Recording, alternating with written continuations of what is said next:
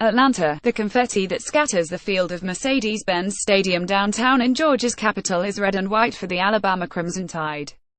Head coach Nick Saban has just taken home the fifth national title to Tuscaloosa since his arrival in 2007. It's a remarkable run that looks like it won't slow down anytime soon. No, this wasn't the storybook ending the Georgia Bulldogs had hoped for. They lost the title game in crushing fashion on a toucown pass from Tua Tagovailoa in overtime to give the Tide the 26-23 victory, effectively letting what would have been the first title for the Dogs since 1980 slip away. As the confetti rained down and Alabama players celebrated the win, a few Georgia players aired the jubilation take place across the field, coming to peace with the dream season that had just come to an end. The Dogs had a 20-7 lead in the third quarter, but some key penalties and miscues ultimately let Alabama come back late. It's quite the opposite feeling from a week ago. Georgia had won one of the most thrilling college football playoff semifinals in the modern era, with a double overtime win over Oklahoma in the Rose Bowl. Monday night was almost the same exact situation, but with the opposite result. Dog fans greatly outnumbered the Tide fans on hand, even buying 70% of the tickets ahead of the matchup. There's a lot to celebrate for this fan base, which has been rejuvenated as the program has been catapulted back to national relevancy for the first time in years. Even with a loss, 13-2 is the best finish for Georgia since the 13-1 season in 2002 during Mark Richt's second year in Athens. The crowd on hand Monday night was about 70-30 Georgia, as expected with the game being in Atlanta.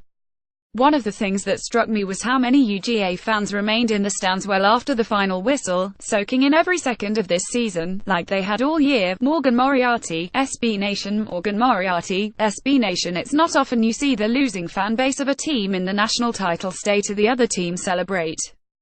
This is the first national title game appearance for Georgia since 1980, and Dog fans weren't going to miss any second of it, even after the game was over. The fans even gave the departing Georgia players a loud, audible UGA chant as they headed into the tunnel for the night. The post-loss locker room was downtrodden, as one would have expected, but there was something in the way the players talked that added a different element to the atmosphere: determination. There was a glimmer of hope in the air that came off as if players were already thinking about next season and getting back to this game. Just to let this moment drive us. Georgia receiver Riley Ridley said of how to move forward. We had an unbelievable season that we had goals for.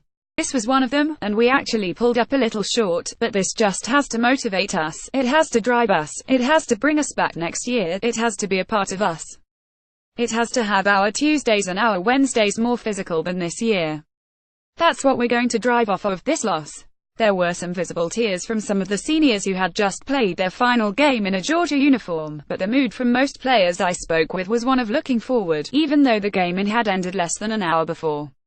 True freshman quarterback Jake Fromm, who started on Monday and finished with 232 yards and a touchdown, preached positivity when asked about coming up short. "I'm trusting God's plan," Fromm said. "It's definitely not what I want, but at the end of the day you trust in His plan and you go to sleep tonight, put your head on the pillow, and tomorrow's another day." Like Fromm, Ridley further stressed that what the 2017 season as a whole represents is a new era for Georgia football. "I wouldn't say just this game, this whole season we played hard," Ridley said. "We played with our hearts. Just this season will change Georgia forever. It's been a while since we made it this far, and we just came up a little short tonight. But we'll let this feeling right here drive us. The thing is, Georgia is back, folks. The way Kirby Smart has things structured in Athens is eerily similar to how it's done in Tuscaloosa. The former Saban experiment that has failed so many times in the past is up and running at speed at Georgia, and it's here to stay. The way that Alabama has been loaded for years, replacing blue chip with more star-studded rosters, is where Georgia is now, and Smart is just in his second season. During the 2018 cycle, the Dogs have the number 1 class in the land, with 18 blue chips. Smart put together the number 3 class in the country last year. "Everybody respects Georgia now," Dog cornerback DeAndre Baker said. "Even though we took an L tonight, everybody respects Georgia now." Smart couldn't beat his former mentor, and Saban is now 12-0 against his former assistants.